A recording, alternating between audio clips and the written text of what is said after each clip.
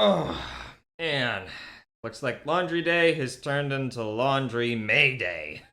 Agent J, your mission, should you choose to accept it, is to master the chaotic world of laundry ops. Sheet folding optional. This message will scrub a dub in 5, Hey, 4, come on, man. 3, Mia vs. Justin. 2, H&M? 1. Mia!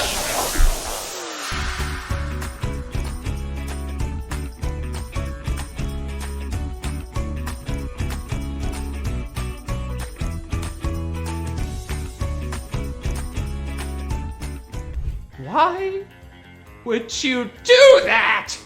Now that I've got your attention, let's dive into the world of laundry mastery. Decoding the dials, stain ops, and stealth folding. I really need to figure out why this is happening to me. Alright, let's sort this out.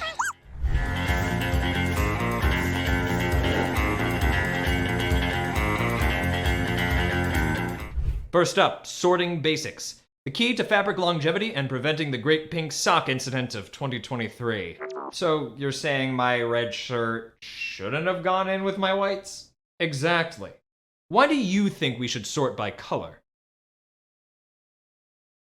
I suppose sorting helps keep our colors looking their best? You got it. Not sorting laundry by color can cause dye to transfer between clothes, which is why your white shirts should never see a red sock in the wash. Roger that. What about all the settings on the machines, though? Let's start with temperature. Generally, use cold for darks and delicates to prevent shrinkage and color fading. Warm for moderately soiled clothes, and hot for whites and heavily soiled items. Don't forget to check the care directions on your garments. You can usually find these printed on the tags. And measure the detergent carefully to avoid damaging your machine. A little goes a long way. Each cycle type also contributes to the mission. Let's focus on 4 common settings. I present you with a pair of jeans, a handmade sweater, a dress shirt, and a cotton t-shirt. Try to sort the items into the correct wash cycle in your mission notes. Let's see how we did. The normal cycle is perfect for regular clothes and linens, made from everyday fabrics like cotton and polyester. Cotton is sturdy, while polyester is versatile and commonly used. This one must be the everyday cotton t-shirt. Nice work, Agent J. Next cycle. Delicates are often made from fragile fabrics like silk, lace, wool, or cashmere. They need gentle handling, hence the delicates or hand wash cycle. That handmade sweater definitely needs gentle care. I don't want it to stretch out. Heavy duty is for those tougher missions like washing heavily soiled and durable fabrics. It uses more water, a longer wash duration, and increased agitation to effectively remove tough stains and dirt. Got it. My grass-stained jeans could definitely stand up to a heavy cycle. And finally, the enigmatic permanent press cycle prevents wrinkles in synthetic and mixed fiber fabrics. It uses a slower spin cycle to reduce creasing. That sounds perfect for my dress shirt that needs to look it's pressed. But what about drying? Here's a challenge for you. Pause here to match our laundry items with the correct dryer setting. Consider what you've learned about each fabric type. Ooh. If it aligns with the washer settings, I'm thinking low heat for delicates, medium for most clothes, and high for heavy items that tolerate heat well.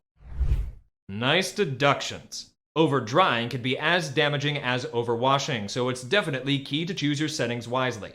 When in doubt, check your garment care tags and the user manual. Ooh. Thanks for the reminder, Mia. Always clean out the lint trap after each use. This helps prevent fires. Excellent work, agents.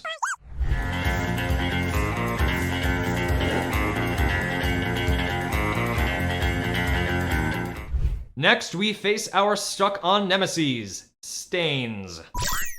Sometimes a run through the wash just isn't enough. We need to try a different tactic before we put our gear into the dryer so the stains don't bake in. Consider this scenario. You have a pizza grease spot, blood from a nosebleed, and a tea spill. Which category do you think each stain falls into? Grease is oil, blood is protein, and tea is tannin, right? Spot on, Agent J. Grease stains come from oily substances and are hard to break down. Blood stains are protein-based, meaning they contain organic matter. And tea stains contain tannins, which are plant compounds that can be stubborn, but are treatable with the right approach. Roger that. Now, use your mission notes to determine the best approach for dealing with these stains. Sketch your battle plan, then reconvene here. Plans optimized. How'd we do?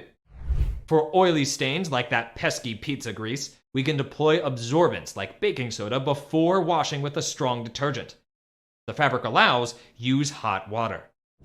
For protein stains like blood, cold water is your first line of defense. Hot water might set the stain permanently. You can also apply a bioenzyme detergent that can break down proteins. As for tannins like coffee and tea, start with cold water and a mild detergent. If that doesn't work, a few drops of white vinegar can help, but test it on a hidden area first, as it can be harsh on some fabrics, like wool. Quick action is the key to victory. The sooner you can blot stains and treat them, the better.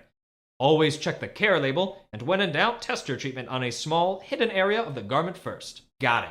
Quick and careful wins the fight against stains.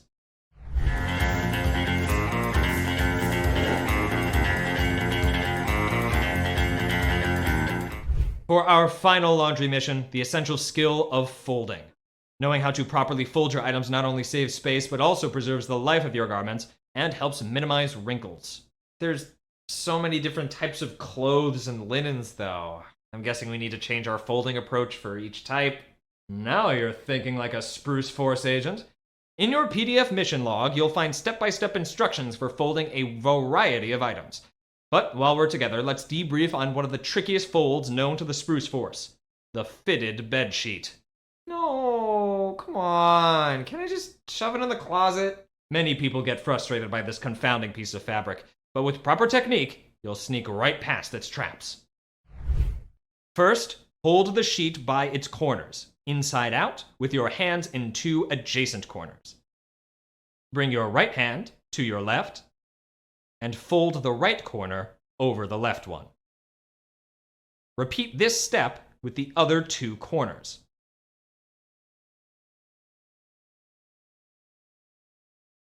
Now you should be holding one side of the sheet.